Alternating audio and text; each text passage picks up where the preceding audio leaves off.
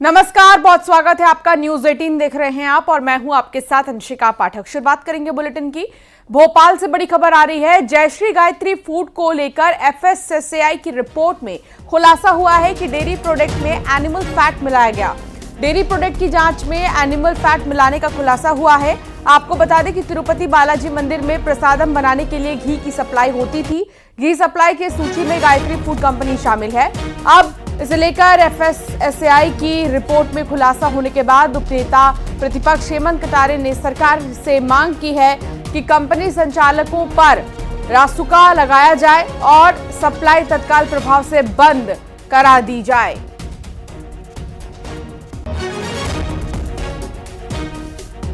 ये तो धर्म के साथ खिलवाड़ है और बाकायदा ये एफएसआई की रिपोर्ट भी लिख रही है कि एक टेक्निकल एक्सपर्ट भी इस चीज को जानता है कि ये लोगों की मेंटल हेल्थ के साथ बहुत बड़ा खिलवाड़ है। मेरे ख्याल से तो देश में इतना बड़ा खिलवाड़ अभी तक हुआ ही नहीं होगा कि उसको ग्रीन लेबल लगा करके एनिमल फैट प्रोडक्ट चीजें खिलाई जा रही हैं। और जांच का विषय यह भी है कि ये जो कंपनी है ये कहां पर इसके पैर फैले हुए हैं। क्या ऐसा तो नहीं कि उज्जैन के बाबा महाकाल में भी कहीं इसका सप्लाई हो? ऐसा तो नहीं राजा राम सरकार के दरबार में भी कहीं इसका सप्लाई हो, या पीताम्बरा माई पर भी सप्लाई हो, या अन्य राज्यों में, चाहे वो साउथ के हो चाहे वो नॉर्थ के हो, अन्य राज्यों के भी टेंपल में या अन्य जगहों पर भी इस कंपनी का जहां जहां सप्लाई है तत्काल इस कंपनी को सील करना चाहिए। इसके ऊपर बड़ी कार्रवाई करके इसके ऊपर इन जैसे लोगों के ऊपर देशद्रोह एनएसए के मुकदमे लगाए जाने चाहिए। मेरी ये सरकार से मांग है।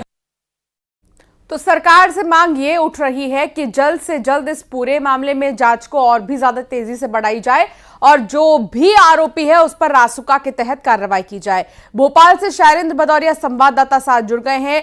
शैलेंद्र, लगातार अब मांग उठ रही है कार्रवाई की कि इतना बड़ा विश्वासघात इस कंपनी ने किया है तो अब इन पर कार्रवाई भी होनी चाहिए।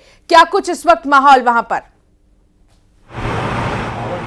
देखिए, निश्चित तौर पर जिस तरीके से बालाजी प्रसादम में चर्बी और मछली के तेल की बात सामने आई थी, उसके बाद धीरे धीरे करके अब कई खुलासे हो रहे हैं कि मध्य प्रदेश की राजधानी भोपाल के पास में संचालित सीहोर की एक फैक्ट्री से भी जो है वो वहां पर जो घी है वो सप्लाई किया जा रहा था। और उसकी अगर मैं बात करूं तो एफएसएसएआई की जो रिपोर्ट्स है उसमें साफ तौर पर लिखा है कि जो घी है उनकी तरफ से या पनीर है या जो अन्य दूध के उत्पाद हैं उनमें एनिमल फैट की मात्रा पाई गई है। ये साफ तौर पर इस रिपोर्ट में लिखा है। उसके साथ ही लिखा है कि मानव मस्तिष्क पर इसका गलत प्रभाव पड़ सकता है। तो ऐसे में देखिए, अगर शारीरिक मतलब हेल्थ के नजरिए से भी देखें और दूसरा धार्मिक दृष्टि से भी देखें कि घी हो, दूध हो, पनीर हो, ये सब जो उत्पाद है वो पूजा में इस्तेमाल किए जाते हैं। और यदि पूजा में आप चर्बी वाला दूध इस्तेमाल कर रहे हैं, जो एनिमल फैट्स वाला अगर इस्तेमाल कर रहे हैं, तो कहीं ना कहीं आप धर्म के साथ खिलवाड़ भी कर रहे हैं। तो सीधे तौर पर हेमंत कटारे जो उपनेता प्रतिपक्ष है उन्होंने मांग की है इस कंपनी के खिलाफ जो है तत्काल कार्रवाई होनी चाहिए, इसको बैन करना चाहिए,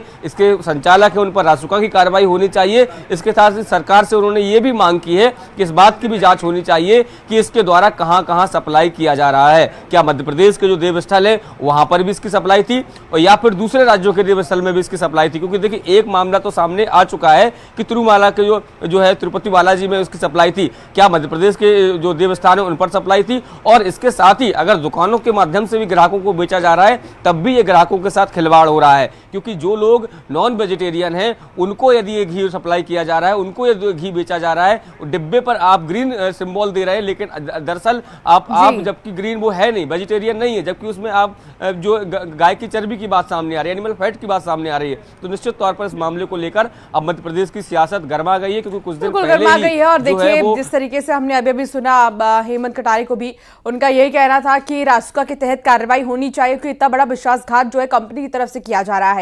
बहुत शुक्रिया शैलेंद्र जानकारी साझा करने के लिए। छतरपुर में कांग्रेस नेता के होटल में युवक की मौत के बाद परिजनों ने जमकर बवाल कर दिया है। परिजनों ने होटल संचालक पर हत्या के आरोप लगाते हुए एफआईआर की मांग पर अड़ गए हैं। बता दें कि युवक महिला के साथ होटल के रूम में रुका था, लेकिन उसके बाद उसकी संदिग्ध हालत में शव भी मिली। जिसके बाद बता दें कि बाडम लहरा से कांग्रेस विधायक रामसिया भारती भी परिजनों से मिलने के लिए पहुंची थी, लेकिन परिजनों का अभी तक हंगामा लगातार जारी है।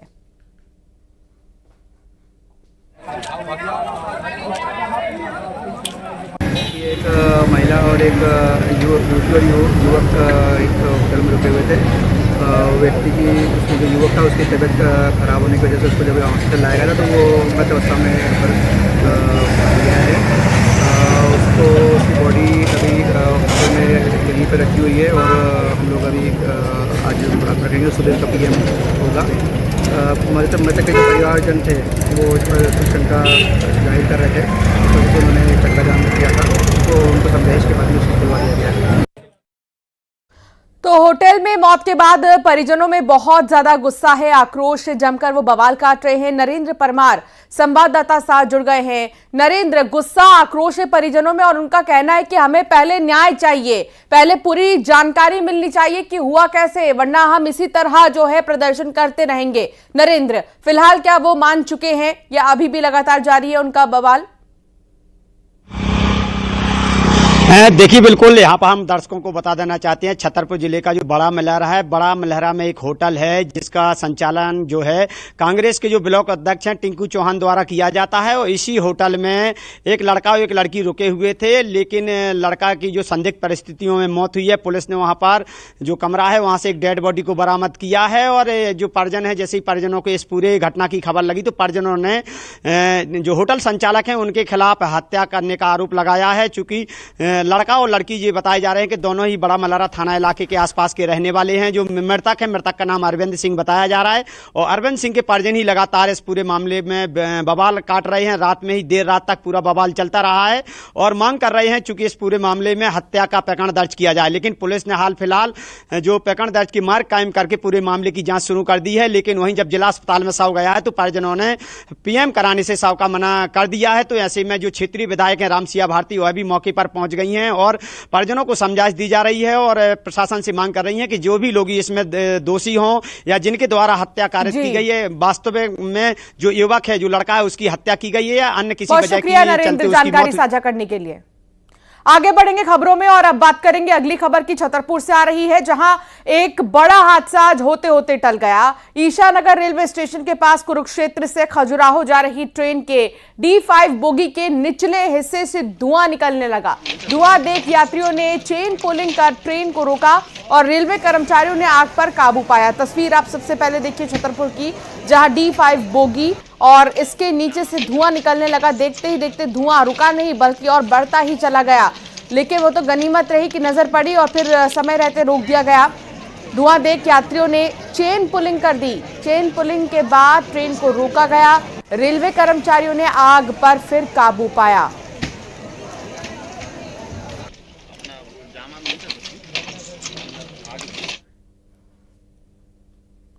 मध्य प्रदेश के मंत्री प्रहलाद पटेल के बेटे का एक वीडियो जमकर वायरल हो रहा है। वीडियो को ट्वीट कर कांग्रेस ने सवाल उठाए।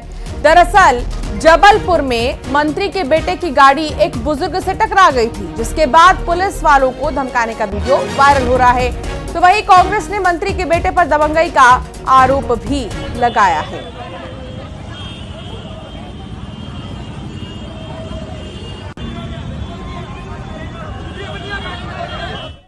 गुंडागर्दी, तानाशाही और दबंगाई का पर्याय बन चुकी है भारतीय जनता पार्टी की सरकार मध्य प्रदेश में। उनके नेता पुत्रों की लगातार दबंगाई, ये बताना कि हम किसके बेटे हैं, ये जग जाहिर है। नरेंद्र शिवाजी पटेल जो इनके मंत्री हैं, उनके बेटे की हरकत हो, चाहे अभी प्रहलाद पटेल के बेटे, लगातार जिस तरीके से धमकाने की बातें जो सामने आती हैं, पुलिस को धमकाते हैं, आम जनता को धमकाते हैं ये नेता पुत्र, ये साफ साफ दिखाता है कि भारतीय जनता पार्टी की मध्य प्रदेश में जो सरकार चल रही है वो पूरे तरीके से तानाशाही, दादागिरी और दबंगाई की है। और अब बात उज्जैन की करेंगे, जहां नागदा में बीजेपी के वरिष्ठ नेता और कर्नाटक के राज्यपाल के परिजनों पर पुलिस से अभद्रता का आरोप लगा है। नवरात्रि के समापन के बाद मूर्ति के विसर्जन के दौरान थावर चंद गहलोत के पोते का महिला ASI से विवाद हो गया और इस दौरान वीडियो बना रहे पुलिसकर्मियों से मोबाइल छीनने की भी कोशिश हुई। पूरा वाकया का वीडियो वायरल हो रहा है, लेकिन अब तक कोई कार्रवाई नहीं की गई है। उज्जैन के नागदा से बीजेपी के वरिष्ठ नेता और कर्नाटक के राज्यपाल के परिजनों पर पुलिस से अभद्रता का आरोप लगाया और उसका वीडियो भी आपकी टेलीविजन स्क्रीन पर है। हालांकि आरोप ये लग रहे हैं अब कि क्यों नहीं इस पूरे मामले में कार्रवाई हो रही है, जब सबूत है सामने, जब वीडियो है और बदसलूकी की ये तस्वीर भी देखी जा सकती है, तो आखिर ऐसी क्या वजह है जो कार्रवाई नहीं हो रही। तुम हमको नहीं बताओगे कि चलिए अब आगे बढ़ेंगे और बात करेंगे छतरपुर की, जहां जैन मुनि विशांत सागर के साथ मारपीट का मामला सामने आया। घटना के बाद जैन मुनि अपने संतों के साथ घुआरा कस्बे में धरने पर बैठ गए। मुख्य बाजार में बीच सड़क पर घटना के खिलाफ जैन मुनि का धरना जारी है। इस दौरान भारी संख्या में जैन समाज के लोग इकट्ठा हो गए। बता दें कि समाज के ही एक परिवार द्वारा जैन मुनि के साथ मारपीट की गई और सूचना पाकर मौके पर पहुंची पुलिस बल जैन मुनि को समझाने का प्रयास कर रही है। पुलिस ने मारपीट करने वाले के खिलाफ मामला दर्ज किया है।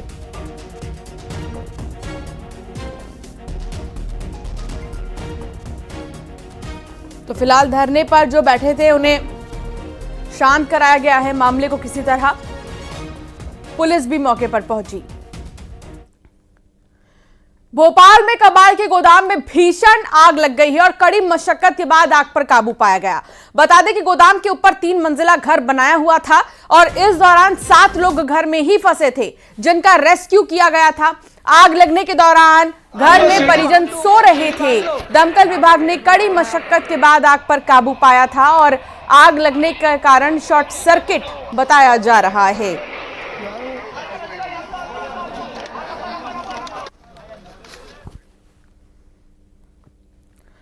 देवास में एक घर में चोरी करने गए 2 युवकों ने एक युवक को मौत के घाट उतार दिया है।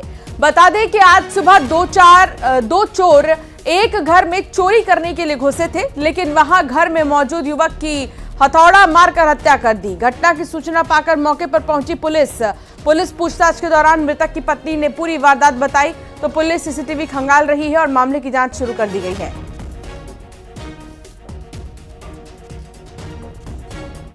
जो मृतक हैं विश्वास कैलकाटा, उनकी पत्नी द्वारा सूचना दी गई थी कि घर में 2 अज्ञात व्यक्ति आए और चोरी की नीयत से घुसे और उनके पति पर हथौड़े से वार किया। उपचार हेतु इन्हें अस्पताल ले जाया गया, जहाँ उपचार के दौरान इनकी मृत्यु हो गई। थाने पर अमर कायम किया गया है और आगे अपराध पंजीबद्ध किया जाकर तफ्तीश की जा रही है। खंडवा में छेड़छाड़ पीड़िता मामले में बड़ा अपडेट आया है। पीड़िता के बयान से बड़ा खुलासा हुआ है। पीड़िता ने बताया कि छेड़छाड़ के आरोपी के बेटे ने उसे पेट्रोल डालकर आग लगाई थी। पिता पर आरोप लगाने के बाद से ही बेटा लगातार उन्हें धमकी दे रहा था और फिर उसे जान से मारने के प्रयास से उस पर पेट्रोल डालकर आग लगा दी। बता दें कि कल पीड़िता के परिजनों ने कहा था कि पीड़िता ने सुसाइड की कोशिश की, लेकिन पीड़िता का बयान सामने आने के बाद मामले में खुलासा हुआ है और सियासत भी हाई हो गई है। पीड़िता की हालत गंभीर होने के बाद उसे इंदौर रेफर किया गया था।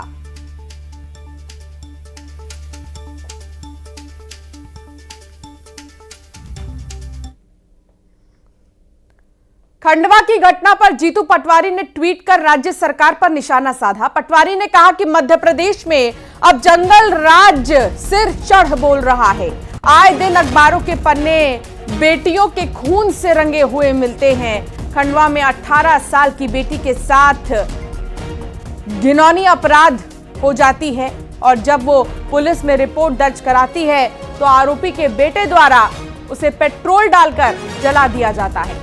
बेटियों के लिए मध्य प्रदेश अब तालिबान से भी बदतर जगह बन गया, जहां ना तो वो सुरक्षित हैं और अपराधियों को भाजपा सरकार का संरक्षण प्राप्त है, जिससे आए दिन बेटियों के साथ अपराधों में बढ़ोतरी हो रही है।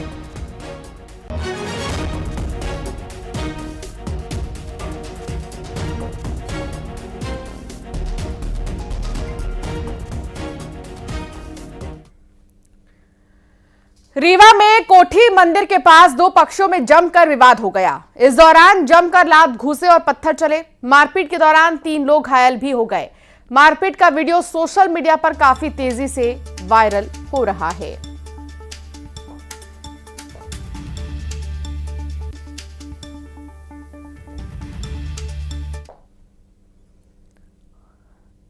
भोपाल में चोरों ने दस्तक दे दी है। ज्योति नगर इलाके के 3 घरों में चोरों ने चोरी की नाकामयाब कोशिश की। चोरी की करतूत सीसीटीवी कैमरे में कैद हो गई है। बाग सिवनिया पुलिस अब जांच में जुटी है।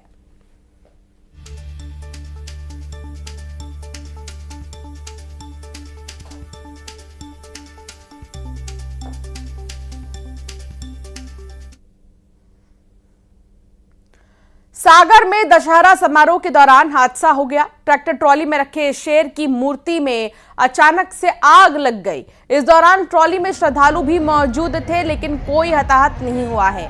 मौके पर ही लोगों ने आग पर काबू पा लिया।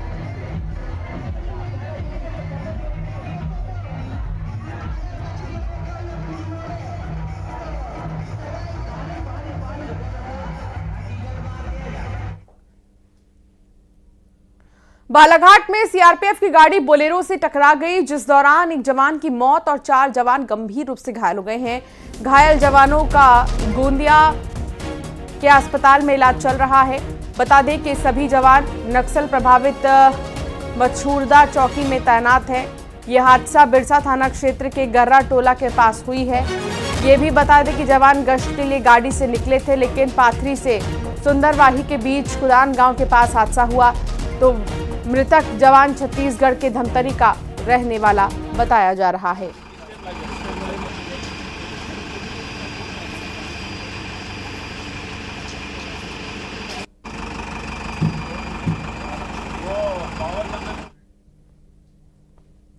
श्योपुर में रामलीला के मंच पर गानों पर अश्लील डांस का वीडियो सामने आया। कराहल विकासखंड मुख्यालय पर रामलीला का आयोजन हुआ था। इस दौरान मंच पर अश्लील डांस भी हुआ। डांसरों को दिल्ली से बुलाया गया था, तो अब ये वीडियो सोशल मीडिया पर वायरल हो रहा है। वीडियो में राम, लक्ष्मण और रावण सब डांस करते नजर आ रहे हैं और डांस देख भी रहे हैं।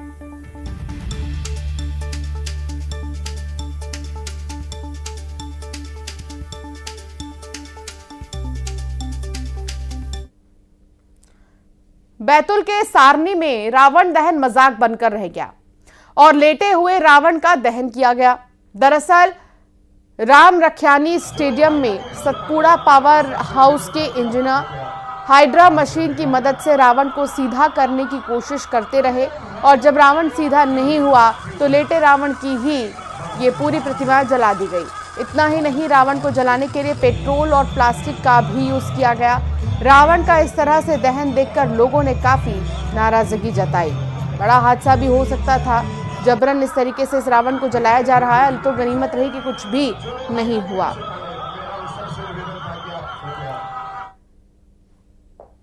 सिवनी के केवलारी कांग्रेस विधायक ठाकुर रजनीश सिंह ने ढोल की थाप पर डांस किया है और फिर तलवार भी लहराई है। बता दें कि गृहग्राम बर्रा में दशहरे के दौरान कार्यक्रम का आयोजन किया गया था, जिस दौरान केवलारी के विधायक रजनीश सिंह पहुंचे। इस दौरान उन्होंने जमकर डांस किया और तलवार को भी लहराया।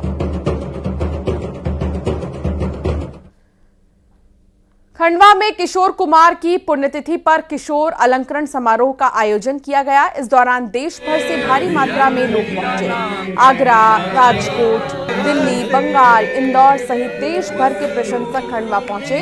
बता दें कि किशोर कुमार का जन्म खंडवा में ही हुआ था। राजकुमार हिरानी को पटकथा लेखन के लिए साल 2023 का किशोर अलंकरण दिया जाएगा। वहीं मुंबई के गायक नीरज श्रीधर भी यहां प्रस्तुति देंगे। और हमारा पूरा परिवार किशोर फैन है और मेरे पति जो है बिल्कुल डाई हार्ट फैन है डॉक्टर आशीष त्रिपाठी। इंदौर से है ऋषि कुमार म्यूजिकल ग्रुप से।